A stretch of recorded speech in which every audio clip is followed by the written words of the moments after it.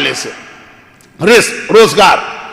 ایک عمل بہترین عمل جو میں اس سے پہلے بھی کئی بار پڑھ چکا ہوں, زیارت وارثہ گھر سے نکلتے وقت.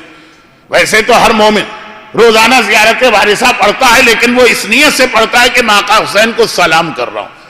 جس نیت سے عمل کریں گے اس عمل کا وہی فائدہ ملے گا.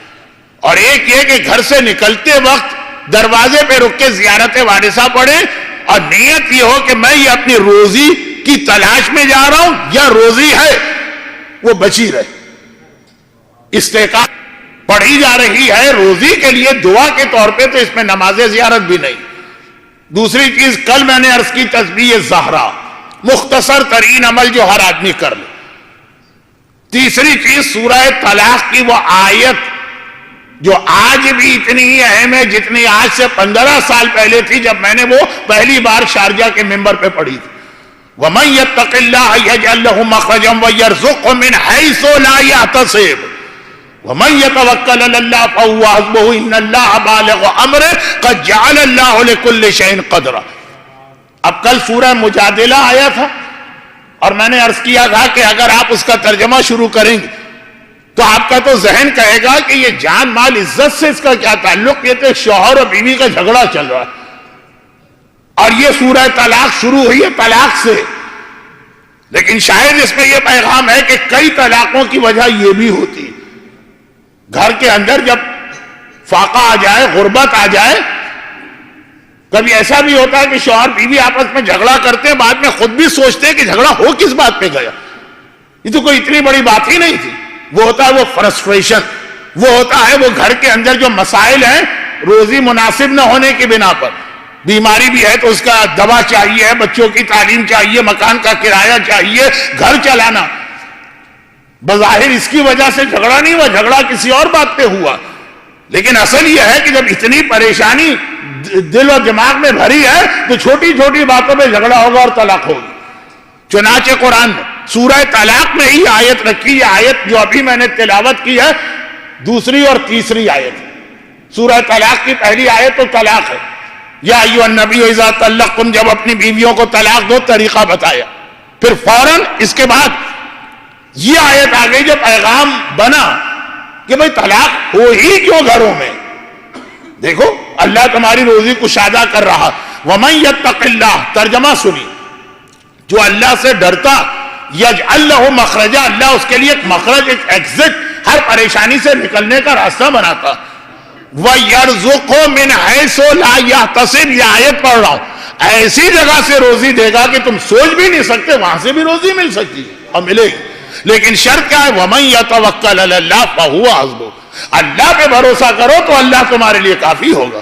اگر ہر ایک پر بھروسہ ہے سوائے اللہ کے پھر کچھ نہیں ملے گا, کسی دعا کا فائدہ نہیں. سورہ حمد فائدہ دے کر اپنا فائدہ واپس مانگ لیتا ہے اگر بھروسہ نہ رہے. تو بھئی ہم اللہ پہ بھروسہ بھی کر رہے ہیں, روزی بھی مانگ رہے ہیں, وقت لگ رہا ہے کہاں. قد جعل اللہ لکل شیء قدرا, اللہ نے ہر چیز کا ایک وقت رکھا, اللہ نے ہر چیز کی ایک مقدار رکھی ہے, ایک وقت رکھا ہے, ایک اندازہ رکھا ہے, وہیں پہ اللہ تمہیں دے گا. اور وہ تم سے بہتر جانتا ہے کب دیا جائے. بچہ جس وقت غذا مانگتا ہے تو ماں کو پتا ہے کہ اس کے فیڈنگ ٹائمز کیا ہیں, تیماردار کو پتا ہے کہ مریض کو کس وقت یہ دوا دینا ہے اور کھانا دینا. تو یہ اللہ نے یہ اعلان کر دیا, مجھ پر بھروسہ کرو, ان اللہ بالغ امرہ, میں جس کام کا ارادہ کروں کوئی اسے نہیں روک سکتا. اگر میں یہ ارادہ کروں تمہیں روزی پہنچانا ہے, ساری دنیا آ کے اگر تو روکنا چاہے گی تو نہیں روک سکے گی. لیکن قد جعل اللہ لکل شیء قدرا, اس آیت کو روزانہ 7 مرتبہ فجر کی نماز کے بعد پڑھی. اور پھر آئیے ایک اور آسان ترین عمل, تسبیح زہرا بہت آسان عمل, زیارت وارثہ بہت آسان عمل. یہ آیت ذرا سے الفاظ اس کے مشکل ہیں لیکن پڑھنے لگیں تو آسان, بہت ہی آسان عمل. مدینے کا جو سلم ایریا, جیسے بمبئی میں جھوپڑ پٹی ہوتی ہے, مدینے کے اندر رسول کے زمانے میں بھی غربا بہت زیادہ تھے اور بڑھتے جا رہے تھے شروع میں. کیوں؟ جنگیں ہو رہی تھی, کمانے والے مرد مارے جا رہے تھے, بیچاری بیوہ عورتیں اور یتیم بچوں کی تعداد بڑھ رہی تھی. تو کچھ علاقے ایسے تھے, غریب لوگ ہمیشہ ایسے ہی علاقے میں جائے گا جہاں مکان سستا ہوگا یا کرایہ بہت کم ہوگا. وہاں پہ پورا محلہ یہ دیکھ کے حیران ہو گیا کہ جو ہمارے یہاں سب سے غریب آدمی تھا، غریبوں کی بستی میں یہ کہا جائے کہ یہ سب سے غریب، آج وہ اتنا صاحب حیثیت ہو گیا ہے، وہ محلے سے ہٹا نہیں، اس نے جگہ نہیں بدلی. ہمیں تو جہاں جیب میں 2-4 ٹکے آ جائیں، کچھ سونا اور چاندی آ جائے، سب سے پہلا کام یہی کرتے ہیں کہ اپنے غربت کے ساتھیوں کو بھلا دیتے ہیں. بدل دینا ہے محلہ، نیا مکان لینا، اور اگر ذرا زیادہ ہی یہ لاٹ صاحب ہے تو بیوی بھی نہیں لینا، جو غربت کے اندر ہمارے ساتھ صبر کر کے زندگی گزاری. لیکن یہ بہت سارے موضوعات میں چھیڑ رہا ہوں، فائدہ کیا، اصل بات تو پوری کروں. اس نے وہ محلہ نہیں چھوڑا، لیکن اس کی حالت لوگوں نے دیکھی. یا ایسے ہی لوگوں کے لیے رسول نے حدیث ارشاد فرمائی تھی جب اس کی غربت تھی کہ اگر تم پڑوسیوں کا حق پورا ادا نہ کر پاؤ اپنے حالات کی وجہ سے، تو کم از کم اس کا خیال کرنا کہ پھل کھانے کے بعد چھلکے باہر نہ پھینکنا. اس کے بچوں کی نگاہ پڑے گی تو ان کا دل جو ٹوٹے گا.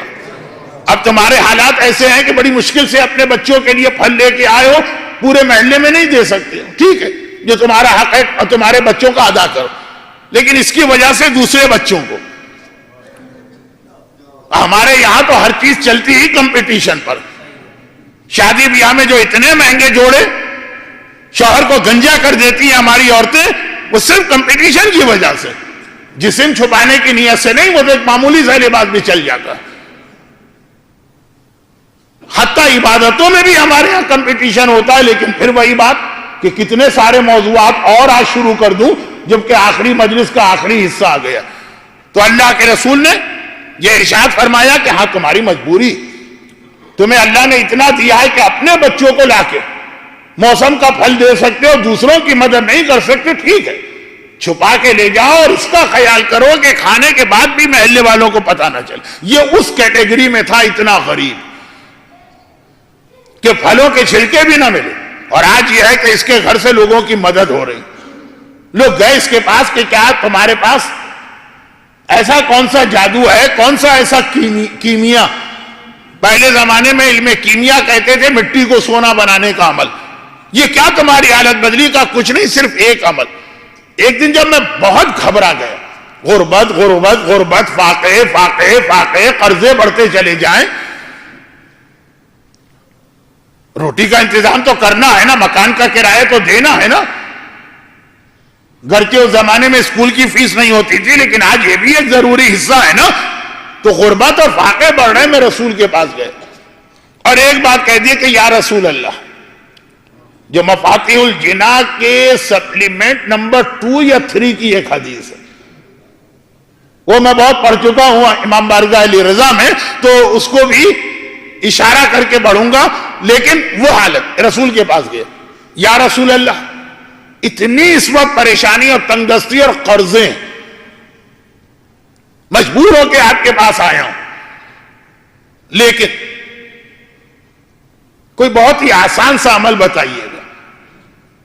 عربی اس کی اتنی اچھی ہے نہیں، پڑھا لکھا آدمی ہے نہیں کہ دعائے جوشن کبیر یا دعائے مشلول یا کوئی ایسی لمبی چوڑی دعا بتائی جائے جو بڑی قرت کے ساتھ پڑھے، اتنی پسند آئے کہ فوراً یوٹیوب کے اوپر وہ اپلوڈ کر دی جائے.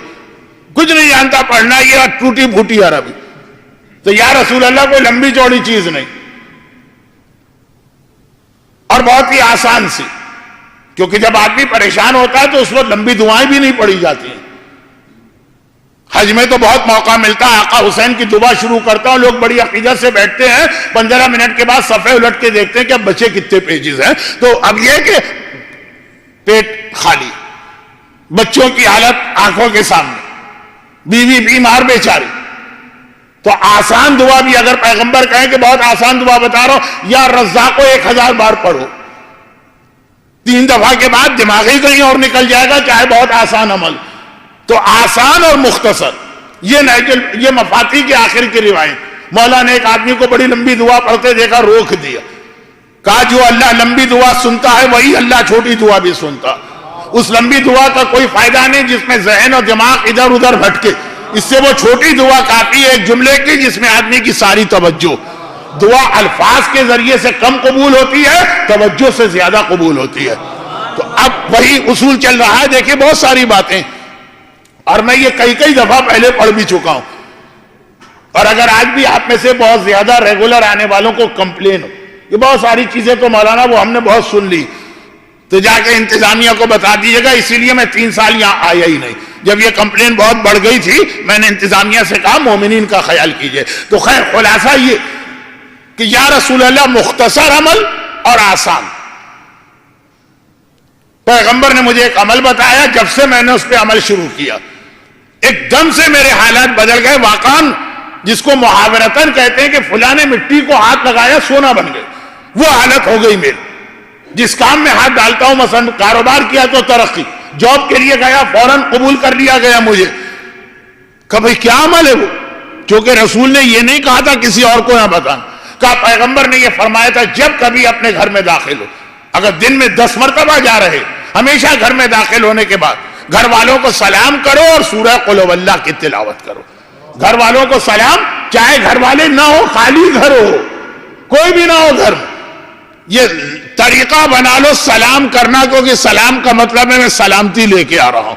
جب بھی گھر میں آؤ، حتیٰ یہ کہ آپ گھر سے نکلے ہی نہیں ہیں، کوئی بیل بجی آپ باہر نکلے، دروازے کے باہر چلے گئے، دیکھا کوئی نہیں، واپس آ گئے، یہ بھی گھر میں آنا شامل ہوگا. اب دیکھیں یہ روزی کے 5 میں نے الگ الگ مسئلے دعائیں بتائیں، چھوٹی بھی ہیں، بڑی بھی ہیں، آسان بھی ہیں، تھوڑی مشکل بھی ہیں. ہر آدمی کو کسی ایک دعا سے زیادہ انس ہو جائے گا یا مانوس ہوگا، وہ وہی دعا کرے.